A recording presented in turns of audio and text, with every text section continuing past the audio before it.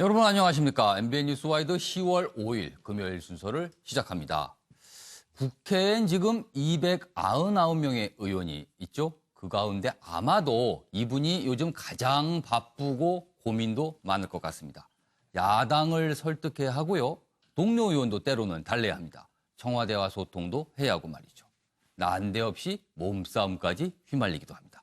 바로 그분, 더불어민주당의 홍영표 원내대표 지금 나오셨습니다. 안녕하세요. 네, 반갑습니다. 네. 그리고 6분의 패널도 자리하셨습니다. 안녕하세요. 네. 네. 자, 그럼 바로 시작하겠습니다. 정치 흥신소 MBN 뉴스와의 또 다른 이름입니다. 집권여당 원내사령탑 홍영표 원내대표의 요즘 고민 저희가 한번 들어드리겠습니다.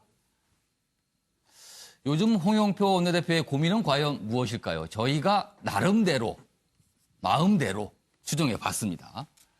유은혜 심재철 사태에 혹시라도 흔들린 우정 고민 중이실까요? 아니면 판문점 선언 비중과 예산안 통과 이 걱정을 하고 계실까요? 아니면 최저임금 지역차등 적용 이야기 나오고 있는데 이거에 대한 고민도 하고 계실까요? 예. 자, 홍영표 원내대표님, 요즘 국회 상황 굉장히 녹록치 않은데 이 자리까지 나오시기 아마 고민도 좀 많으셨을 것 같습니다. 그러나 나오신 만큼 허심탄회하고 시청자 여러분께 참 도움이 되는 말씀 해주셨으면 감사하겠습니다. 자, 그럼 본격적으로 첫 번째 질문 제가 한번 드려보겠습니다. 야당을 상대하시는 일이 참 많으실 겁니다. 그렇다면 야당을 상대하실 때 가장 어려운 점은 무엇인가? 그리고 또 청와대하고도 소통을 자주 하셔야 되는데 청와대와 소통에서 가장 신경을 쓰는 점은 무엇인가? 이 두 가지를 좀 말씀 좀 해주시죠. 우선 여당 원내대표는 예. 할 게 못 된다. 할 게 못 된다. 하려면 야당 원내대표를 해야 된다. 요즘 그런 생각입니다. 해보시니까 그런 네. 느낌이 드십니까? 이거 완전히 을 중에 을입니다. 아. 그래서 아무튼 여당으로서는 국정 운영에 책임을 지고 예. 어떤 성과를 내야 되기 때문에 예. 제가 야당 원내대표들한테 아쉬운 소리를 할 수밖에 없습니다. 그러다 보니까 예. 요즘에 그 을의 눈물 이런 걸 다시 한번 생각하게 됩니다. 세상에 을이란 사람들이 네. 어떤 처지일까를 느끼신다는 거죠? 네. 그리고 지금 뭐 청와대와 예. 소통 말씀하시는데 저는 최근에는 저희가 뭐 긴밀하게 여러 가지 문제들을 소통하고 있고 특히 제가 원내대표가 된 이후로는 당정청 간의 소통이 원활하고 사실은 제가 뭐 당의 원내대표로서 당이 국정을 좀 주도해야 된다. 이런 생각을 가지고 임하고 있습니다. 네. 그래서 뭐 최근에 사실 부동산 정책도 아마 시장에서 생각했던 것보다는 좀 강력한 정책들이 그렇습니다. 나왔는데 그거는 사실 당이 주도해서 그렇게 정부보다는 되었다. 당에서 주도해서 네네. 그런 모습이 나온 것이다. 네. 아. 그런 말씀 드리고 싶습니다. 청와대 소통을 질문드렸는데 이제 당이 주도하는 여러 가지 역할을 좀 강조하겠다. 네네. 이렇게 말씀하신 거네요. 알겠습니다. 방금 을 중에서 이런 을이 없다 말씀하셨는데 아마도 김성태 자유한국당 원내대표를 떠올리시면서 이 얘기를 하신 듯합니다. 그래서 그 질문을 좀 드려볼게요. 김성태 원내대표와는 같은 또래이고요.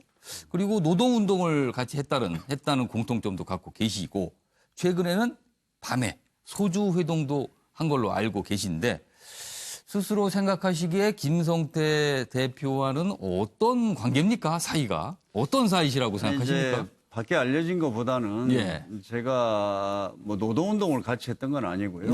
저는 이제 80년대 소위 그 노동운동, 민주화운동을 했었고 저하고 김성태 원내대표하고 함께 할 수 있는 그런 계기는 없었습니다. 그런데 같이 겹치는 부분은 없었다는 거네요. 지난번 이제 19대 말에 저희가 환경노동위원회 제가 간사를 했는데 그 당시에 이제 한나라당 간사를 김성태 의원이 했습니다. 근데 그때 의외로 많은 문제들을 풀었습니다. 그때 국회가 굉장히 그 환경노동위원회가 이렇게 어려워서 법안을 뭐 2년 동안 한 개도 통과를 못 시킨 적도 있거든요. 그런데 그때는 아무튼 좀 서로 의기투합해서 예를 들어서 정년 연장을 그러니까 60세로 정년 연장하는 법안이라든지 이거는 사실 당시에 경제계도 엄청나게 반대하고 정부 내에서도 예. 소극적이었는데 그때 이제 이런 법안이라든지 그걸 좀 처리해서 그 인연이 있습니다. 함께 일해본. 근데 그것이 이번에 같이 원내대표를 예. 하면서도 예. 좀 서로를 더 잘 아는 뭐 그런 토대 위에서 지금 예. 하고 있는 거죠. 방금 화면에 나갔지만 어제 본회의장에서 이렇게 뒤에서 이렇게 잡아채는 모습이 있었는데 보니까 굉장히 부드럽게 넘어가시더군요. 그런 상황에서도. 아니 사실 저는 예. 어제 너무 놀랐습니다. 저는 깜짝 놀라셨어요. 왜냐하면 그 본회의장이 굉장히 소란스러웠거든요. 그렇죠. 그래서 저는 예. 그 부의장님한테 이제 예. 제가 이렇게 너무나 의원들의 예. 대정부 질문이 좀 인격을 모독하고 국무위원의 인격을 모독하고 예, 예. 이런 식으로 가면 안 되니까 좀 자제를 시켜 주십시오. 이렇게 이야기를 하고 있는데 예. 갑자기 뒤에 와서 저를 지금 저 장면이 이렇게 지금 나오고 있습니다. 잡더라고요. 그래서 제가 조금만 저기서 좀 더 뭘 예. 했으면 예. 정말 싸움이 될 뻔했는데 뭐 몸싸움까지는 아니라고 예, 생각합니다. 네. 뭐 큰 불상사는 없고 그냥 저 정도의 모습으로 어제 그쳤더군요. 다행히 제가 아니라 싶기도 그냥 합니다. 자제를 제가 참았죠. 알겠습니다. 참았다. 네. 알겠습니다. 자, 지금부터는 6분의 패널들이 질문을 하는 순서입니다. 먼저 최경철 매일신문 편집위원부터 질문 듣겠습니다. 제가 원내대표님을 제가 십몇 년 전에 한미 FTA 대책본부장 하실 때 전국 다니시면서 한미 FTA의 당위성을 설명하실 때 제가 인터뷰를 했었습니다. 네. 당시에 제가 느꼈던 것은 예. 당시 여당이죠. 여당 의원답지 않게 굉장히 시장 친화적인 분이구나. 그때 사실 민주당에서 좀 반대를 하시지 않습니까? 그 한미 FTA에 대해서. 근데 원내대표님은 강하게 노무현 대통령도 그렇게 뜻을 같이 하셨고 강하게 하신다고 말씀하셨는데 결국 그래서 한미 FTA가 그 체결이 됐죠. 아주 큰 업적이신데 그 당시에 제가 느낀 것은 매우 시장 친화적이고 이랬는데 지금 청와대가 좀 그 방향하고는 다르게 간다고 지금 국민들의 비판이 있고 근데 여당은 너무 청와대에 따라가는 것은 아닌지 아까 당이 주도해서 정책을 만든다고 하셨는데 그 부분에 대해서 그렇지 않습니다. 그 지금 제가 원내대표 된 이후로 사실은 그 혁신성장과 관련된 여러 가지 그 규제 완화 법안들을 좀 통과를 시켰는데 그것은 우리 당에서도 똑같이 그렇게 판단하고 있고 또 당시에 이제 청와대나 정부에서도 지금 우리가 그 문재인 정부가 포용 성장 이런 걸 해 나가려면 필요한 게 이제 소득주도 그다음에 혁신 성장 공정 경제 이런 것들을 지금 균형 있게 함께 해 나가야 되거든요. 그래서 사실 이 혁신 성장에 대해서 이제 사실은 뭐 청와대나 정부도 굉장히 이렇게 발을 동동 구르고 있었는데 이게 좀 여러 가지 사정으로 잘 안 됐었죠. 그런데 아무튼 다행히 뭐 당이 주도해서 이번에 이제 통과를 시켰고요. 아까 이제 뭐 당이 주도한 사례를 지금 말씀하고 계신 거네요. 주도해서 끌고 갔던 일들. 그리고 뭐 한미 FTA도 말씀하셨지만 지금 와서 우리가 돌이켜 보면 지금 미국을 중심으로 해서 보호무역주의가 굉장히 강화되고 있지 않습니까? 저는 지금 만약에 우리가 몇 년, 10년 전에 그렇게 한미 FTA를 안 했다면 지금 우리 자동차 산업을 비롯해서 지금 어떻게 됐을까 정말 역사적인 평가를 다시 해봐야 된다고 봅니다. 그래서 이번에 또 문재인 정부가 한미 FTA 개정을 하는 것에 대해서 미국과 또 합의를 했지 않습니까? 그래서 저는 문재인 정부도 그런 해야 될 일은 계속 하고 있다. 이렇게 생각을 합니다. 답변이 되셨습니까? 알겠습니다. 알겠습니다. 자, 그러면 이번엔 강기정 더불어민주당 전 의원께서 질문하시죠. 네, 판문점 비준안을 두고 판문점 선언 비준안을 두고 사실은 아직 진도가 안 나가고 있는데요. 그 남북관계 발전법에 따르면 이 비준안은 야당의 어찌 보면 권리일 수도 있고 오히려 야당에서 빨리 하자 이래야 될 것 같은데 지금 재정 추계가 좀 미진하다 야당에서 이렇게 이야기를 합니다. 어떻게 생각하십니까? 야당의 주장에 대해서. 아니, 저는 판문점 선언 비준안은 정말 지금 우리 한반도가 정말 대전환기 새로운 어떤 그 희망을 맞고 있는데 반드시 필요한 것이 판문점 선언 비준 동의안입니다. 그런데 거기에다가 이제 그 예산 추계가 미진하다 이렇게 해서 지금 야당이 동의를 안 하고 있는데요. 저는 그것은 뭐 다른 이유가 있다고 생각합니다.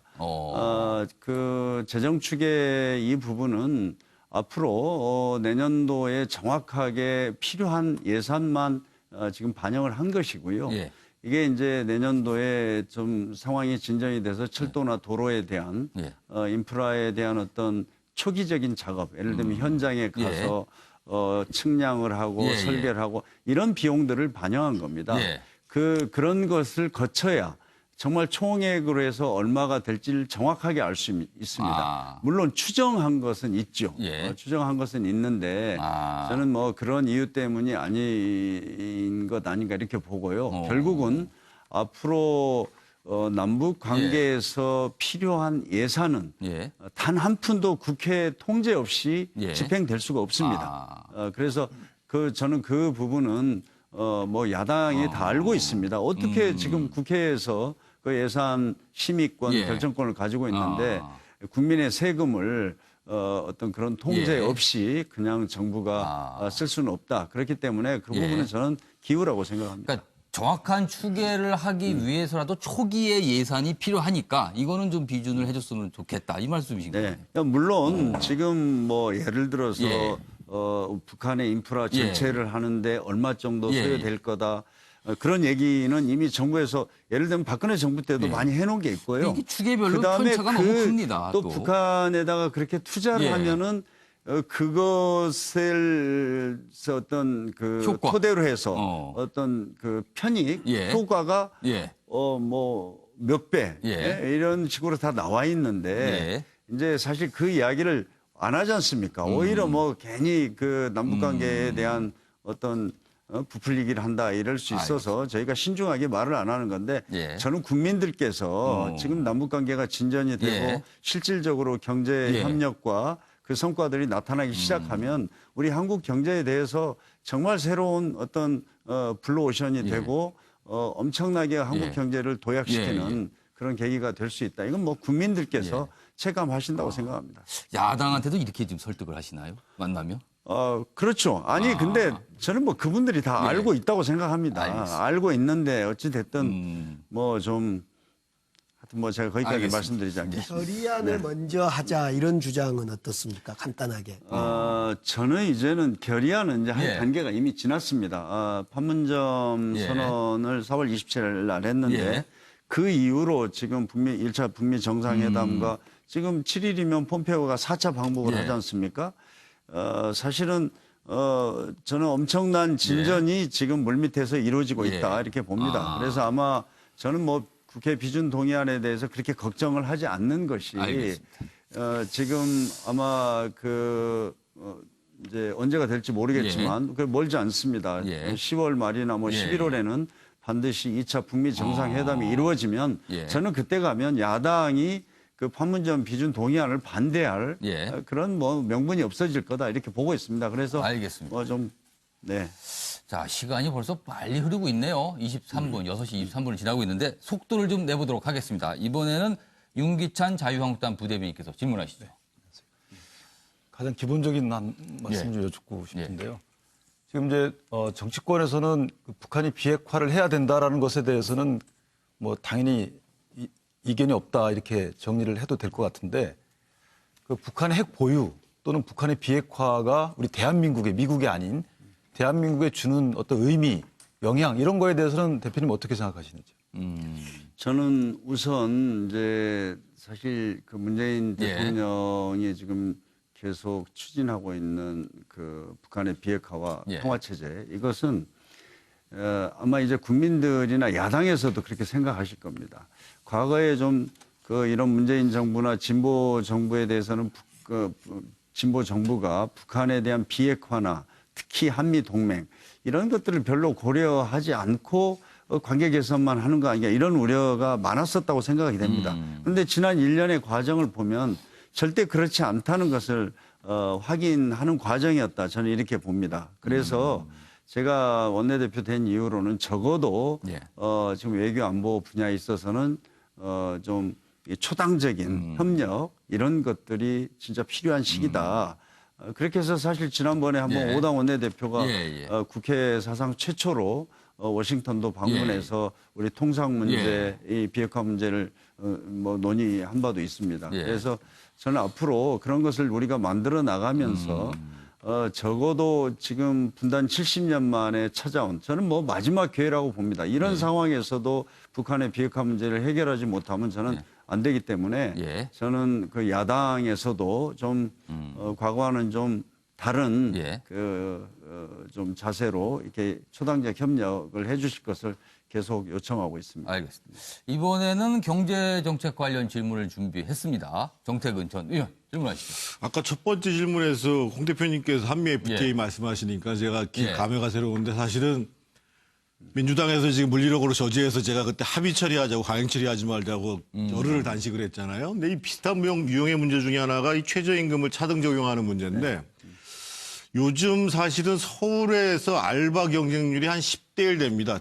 들으셨죠? 네. 그리고 1월 달부터 9월 달까지에 지금 한 122만 개 정도가 구인 공고가 줄어들었고 그리고 주당 그 일하는 시간이 22시간에서 16시간으로 줄었어요. 6시간이 줄어든 거예요. 그래서 지금 현실적으로 지금 김동연 부총리 같은 경우가 이거를 지역별로 업종별로 좀 차등 적용하는 문제를 검토해야 되는 거 아니냐. 그리고 특히 어제 이제 대통령께서 민간에서 일자리를 만든다고 그러는데 이 문제에 대해서 왠지 여당이나 청와대에서는 별로 지금 반응이 안 나오고 우리 대표님도 조금 반대하시는 입장인 것 같아요. 그래서 이 문제 좀 유연하게 가실 생각이 없으신가요? 네. 제가 최저임금을 지역별로 업종별로 차등하는 문제를 아마 정치권에서 처음으로 제기했을 것입니다. 제가 이제 작년에 최저임금을 저희가 이렇게 올리면서 좀 보완 대책이 필요하다 해서 검토한 것 중에 하나고요. 국회의원을 포함해서 뭐 제가 아마 정부 전체로도 최초로 얘기를 해서 사실은 제가 그 뒤로 여러 가지로 좀 검토를 해왔습니다. 그런데 지역별로 차등을 한다고 하니까 이거 어떤 원칙과 기준으로 할 건지 실행 방안이 정말 어렵더라고요. 찾기 어렵습니다. 왜 그러냐면 미국은 나라가 커서 주가 뭐 우리보다 큰 주가 많지 않습니까? 그런데 우리나라는 사실 정 의원님 아시지만은 일일 생활권입니다. 우리나라가. 그러다 보니까 정말 이게 수도권만 할 수도 없고 그러면 수도권만 한다면 울산이나 창원은 사실은 인천보다도 훨씬 더 생활 수준도 높고 그러거든요. 그래서 지금 그걸 좀 찾기가 어렵고요.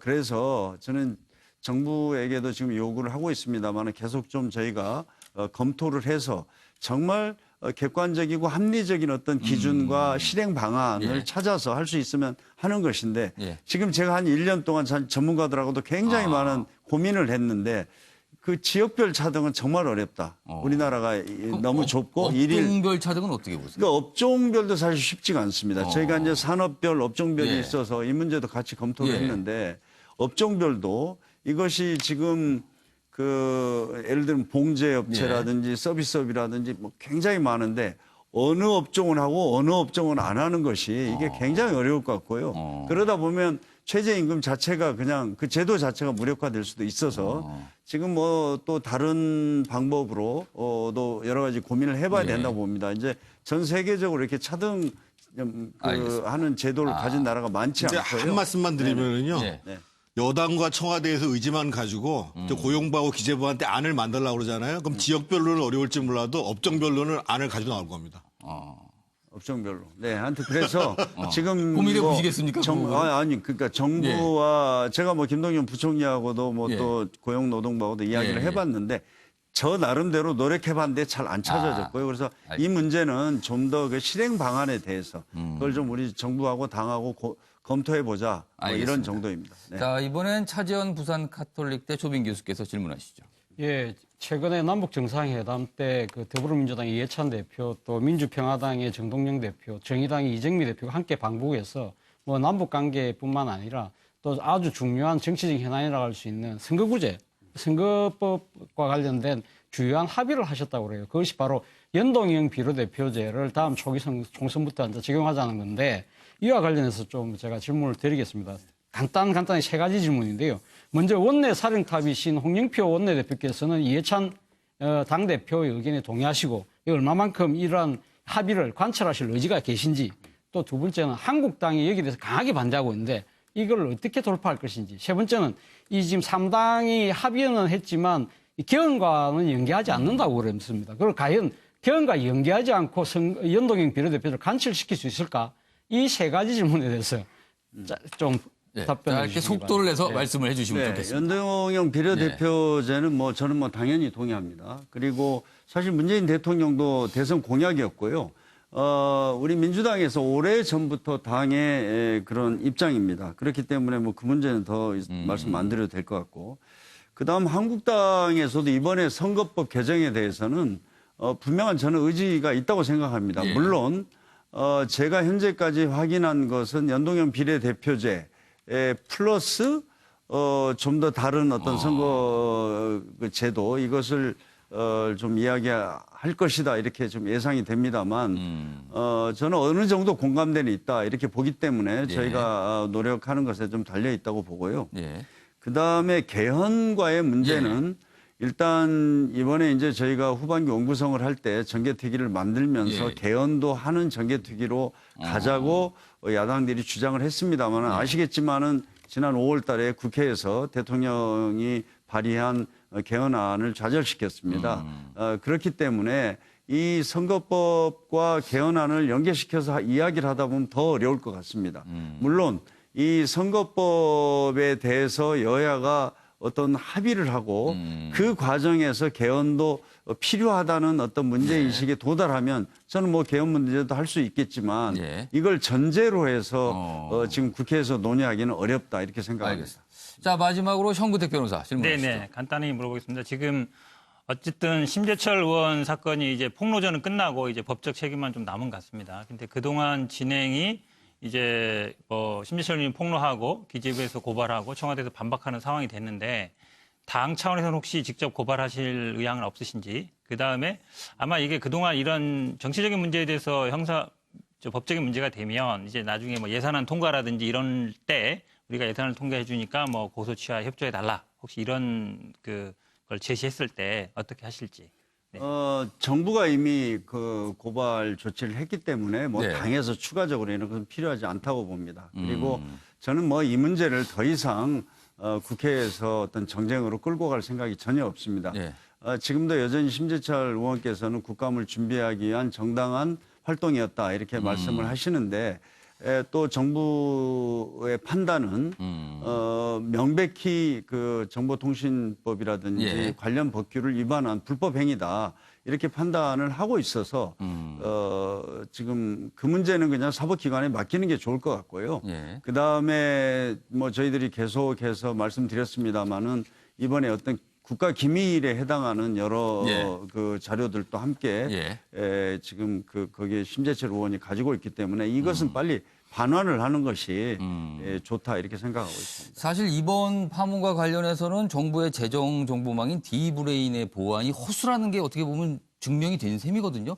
그거에 대한 대책도 좀 논의가 국회 차원에서 있으면 한다는 의견들이 나오는데 그건 어떻게 좀 보십니까? 저는 그런 문제가 있다면 즉각적으로 보완해야 된다고 생각합니다. 그래서 그러나 불법 행위와 그런 어떤 시스템의 일부 문제를 저는 그렇게 좀 달리 봐야 된다 이렇게 생각합니다. 알겠습니다.